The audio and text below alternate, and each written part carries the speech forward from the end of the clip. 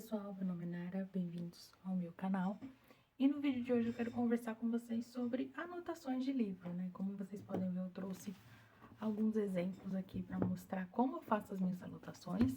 Relativamente, é um assunto que eu gosto muito de fazer, é um assunto que eu gosto muito de pesquisar, de ver como que o pessoal faz, porque a gente sempre aprende algo de novo. Então eu separei aqui duas pilhas, né, digamos assim, pilhas de ficção e livros de não ficção, de estudo, digamos assim. Então, a gente vai começar pela pilha de ficção. Para começar, trouxe essas três belezinhas aqui pra gente conversar hoje. Então, com relação a materiais, eu uso principalmente, talvez apenas isso, uma lapiseira e borracha. Eu não gosto de usar lápis, quer dizer, não gosto de usar caneta, marca-texto nos livros, porque eu não gosto. É engraçado porque, assim, as minhas anotações tendem a mudar de acordo com a leitura. Então, coisas que eu anotei no começo e quando chega no final da história, geralmente eu volto e apago, né? Se for uma anotação que ficou meio sem sentido, algo desse tipo. Então, esse seria, né, a primeira questão de materiais. Eu uso uma lapiseira e a borracha para apagar as coisas. E é só lápis, é só, né, grafite, lapiseira que eu uso, não uso caneta, não uso marca-texto. E, como vocês podem ver, eu uso post-it, uso flag, enfim. Aí a gente vai avançando aqui na conversa. Então, para começar, tenho esses três livros aqui. Assim, eu leio relativamente pouco por mês, né? Eu não leio muita coisa. E justamente por ler pouco, todos os livros que eu acabo lendo, eu entro de cabeça mesmo. Eu chego no nível da obsessão. Então, é isso. Por isso que eu leio poucos livros, mas os poucos livros que eu leio são bem anotados, assim. Então, para começar, vou puxar aqui, digamos que o primeiro dessa pilha, que é Orgulho e Preconceito. Eu li essa edição Orgulho e Preconceito no começo do ano. E aí, já para começar, eu tenho aqui um mapa. Algo que eu gosto de fazer e sempre tento fazer nos livros que eu leio se o livro se passa em vários lugares ou se passa na cidade, eu sempre procuro algum mapa e coloco junto com o livro. Que dá uma outra visão da história, dá uma outra visão do trabalho mesmo, do autor.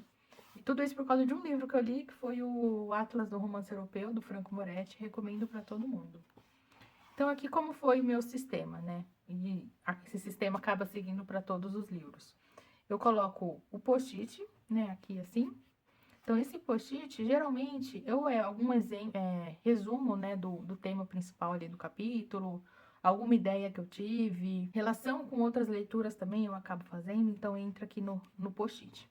No caso de Orgulho e Preconceito, eu também fiz esse segundo post-it. E alguns personagens que viajam. Então, eu marquei quando a irmã, né, da Elizabeth estava em Netfield, depois, quando ela saiu de lá, eventos importantes da história. Então, aqui o outro é, por exemplo, a chegada do Collins, aí tem do Barley também, a Lizzie visita Charlotte, que tem um diálogo bem interessante, enfim. E aí, o meu código de cores que eu gosto é pelas flags, não é durante a leitura. Então, deixa eu abrir aqui no comecinho. Infelizmente, não vai dar pra ver por causa do grafite que eu usei, é bem clarinho. Mas aqui, por exemplo, eu marquei a lápis e depois eu coloquei a flagzinha verde. E aqui, cada livro tem o seu código de cores. Então, por exemplo, rosinha é situações românticas, cinza é o encontro da Elizabeth com o Darcy, verde é discussões gerais, assim. E esse aqui eu coloquei como conflito de classe, que é um dos temas da história, né? A gente tem tanto a Elizabeth quanto o Darcy, eles estão em classes sociais bem diferentes entre si, vão se relacionar. E aí eu queria marcar essa questão. E aí eu faço todo tipo de anotação possível. Então, vou abrir aqui um pouquinho, ó, para vocês darem uma olhadinha. Então, por exemplo, aqui eu coloquei detalhes, né? Por exemplo, da família do Sr. Bingley, então tá aqui. Depois aqui sobre o Sr. Bingley, né? Assim, sobre a família, toda a entourage dele. O que mais? Aqui tem a família Lucas, então também fiz um tipo de árvore genealógica e com alguns comentários. O que mais? Esse aqui é um baile que participa e acontece um monte de coisa engraçada. com ele, com a família da Elizabeth, né? Aqui também, que é um comentário específico que eu acabei relacionando com o Morro dos Ventos Vivantes, então eu tenho esses papeizinhos também espalhados. E é isso, eu vou fazendo comentários, e aqui acho que é o mais diferente com relação a esse livro, é que eu fiz esse bolsinho e fiz todo um comentário sobre uma questão de biblioteca da época, biblioteca circulante e a visão que os personagens têm sobre isso. Então eu coloquei aqui todo o desdobramento dessa ideia. Então é isso. Um outro livro que eu anotei bastante, que eu sempre estou citando ele, é o Evgeny Onegin. É um dos meus livros favoritos da vida. Imagino que vocês estejam um pouco cansados de eu falar sobre ele. Mas também, segui mais ou menos o mesmo esquema. Então, a gente tem o código de cores aqui no comecinho. Então, eu tenho aqui referências literárias. Esse é um tipo de cor que eu tento seguir em quase todos os livros, né? Enquanto eu tiver a minha flagzinha azul. O que é referências literárias? São referências de trechos que eu relacionei com outros livros, com outras leituras que eu fiz, enfim, esse tipo de referência. Divagações do narrador, esse é uma característica desse livro, então eu consegui colocar aqui para identificar o momento que o narrador começa a divagar. Romance de formação, então são elementos que trazem essa ideia de formação de personagem, porque eu li esse livro quando eu estava estudando o romance de formação, então pus aqui. Também uma flag de comentários gerais, porque é geralmente coisa que aparece uma, duas vezes apenas. E esse aqui é um bem específico que chama costume. Não sei se dá pra ver aqui certinho, mas essa ideia do costume aparece muito nessa história. Então eu queria, né, ver quantas vezes, onde aparece, o contexto que essa ideia do costume, do hábito aparece. Então, também aqui eu tenho essas flagzinhas menores, que é assuntos gerais, digamos assim. Então, aqui é uma relação de Rússia e Europa. Aqui é a transformação do Onegin em Senhor de Terras. Ó, Orgulho e Preconceito aqui de novo. Então, tá aqui o azulzinho, Orgulho e Preconceito. E copiei a passagem, porque é praticamente a mesma coisa.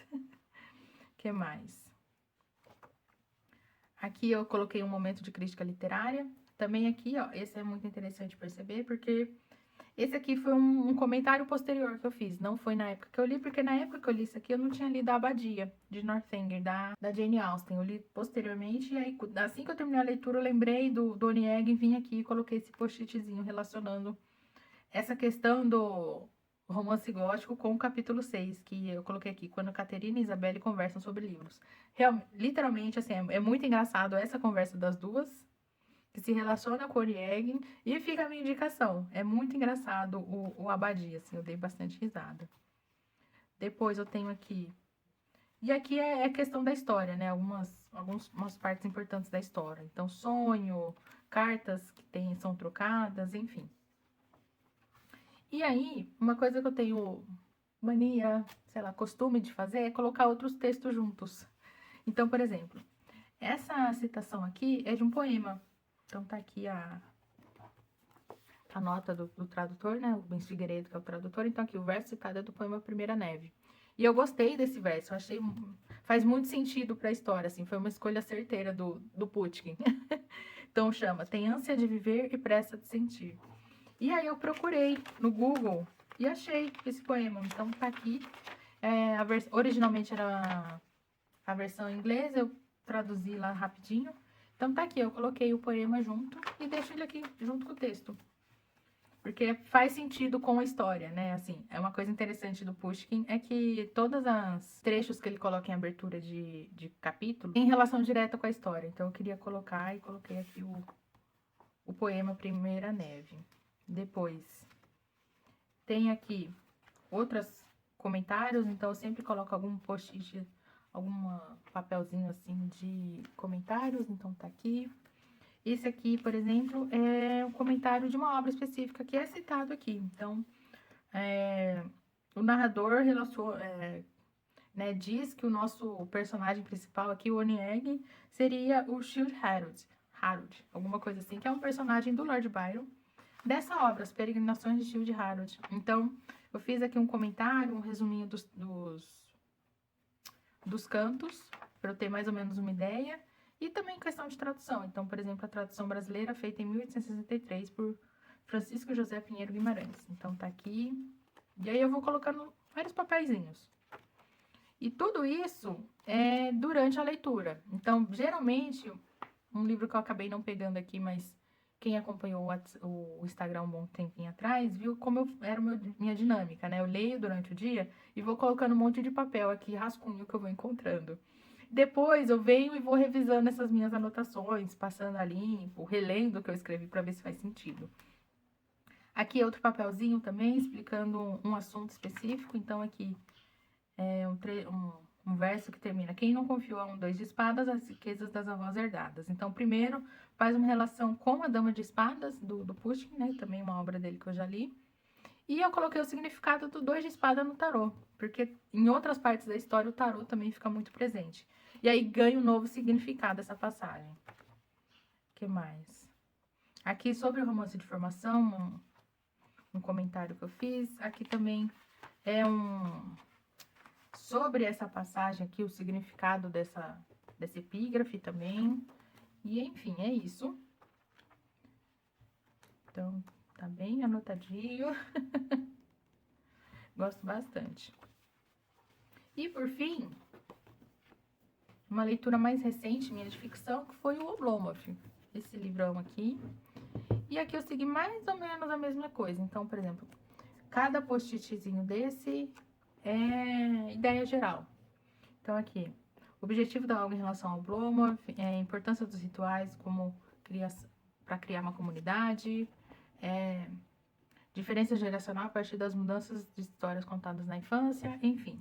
Só que esse aqui, como vocês podem ver, os post-its só tem duas cores de post-it, de flags, né, no caso, que é cinza e esse begezinho.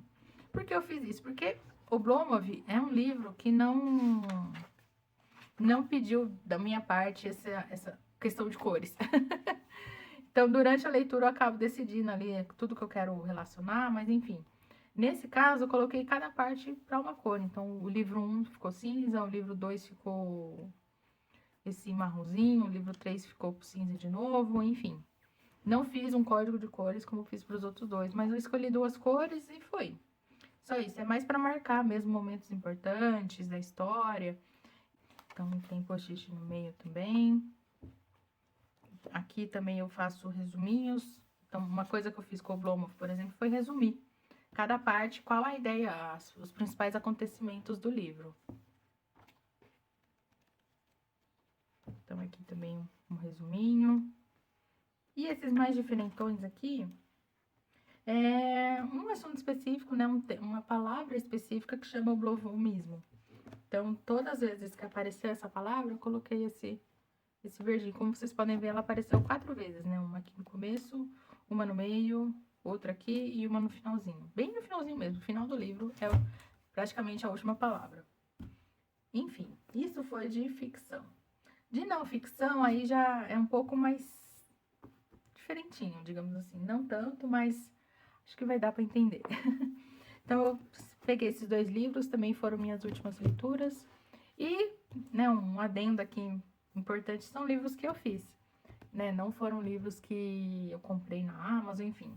Baixei o PDF e criei o livro para mim. Então, vamos começar. Então, aqui nos dois, né, como vocês podem ver, tem o post-it aqui. Então, de novo, esses post-its de fora são assuntos, conceitos principais da história, da discussão aqui dos autores. E depois os outros post-its as outras flags, né? Então, por exemplo, aqui do Oblomov, eu coloquei aqui um resumo do capítulo, que é biografia mesmo do autor. O que mais? Aí aqui nesse aqui tá algumas passagens importantes, então as leituras do Goncharov enquanto estava na universidade. Esse aqui é diferença de pensamento romântico e movimento literário do romantismo, que o autor faz um comentário interessante. E aí uma coisa bacana, assim, que eu acho que vale a pena comentar, é que quando eu coloco esse post-it aqui, eu não coloco a flagzinha, porque senão fica muita informação e aí eu me perco. Então, aqui, contexto literário que ele estava inserido. Aqui é um comentário sobre a história em si, né? Esse livro do Goncharov chamado A Common Story. Então, tá aqui. E aí, esses de rosinha, especificamente, é sobre só o Oblomov, né? Essa obra que eu acabei de mostrar pra vocês. Então, pra diferenciar aqui no livro todo, então, toda vez que tá rosinha, significa que ele tá falando da obra do Oblomov. Então, tá aqui comentários gerais, algumas ideias aqui, paralelo com outras partes da história, enfim. E aí, por ser um livro teórico, eu fiz um tipo de fichamento, entre aspas. Então, tá aqui. Então, o que o autor comenta sobre as partes 2 e 3? A relação de Oblomov e Olga, página 183, narratismo e lirismo, página 185, enfim. Faço esse tipo de comentário. Então, aqui, resolução, parte final. E é isso. E aqui, uma questão de transformação da literatura. Então, aqui, esse livro. E o último mesmo que eu li foi esse aqui, sobre o gótico e o realismo russo. Então, também seguindo a mesma pegada, digamos assim. Então, eu tenho aqui. Nesse caso, eu fiz um código de cores, mas para me localizar. Então, aqui. Obras analisadas e que quero conhecer mais. Que, né, literatura russa para mim nunca é demais. Referências de outras leituras, também outras leituras que eu fiz. E geral, coisas, assuntos gerais. Coloquei aqui uma relação das obras que a autora analisa. Que eu quero procurar, alguns já li. Enfim. Fica mais fácil aqui ter uma listinha já pronta do que ficar procurando na história. E aqui os post-its são conceitos mesmo. Então, aqui, gênero gótico visto como ecologia. Essa ideia de workscape que a autora traz. Que mais? Aqui sobre subjetividade. E, por fim, escola do terror, escola do horror. Então, tem esses comentários aqui breves.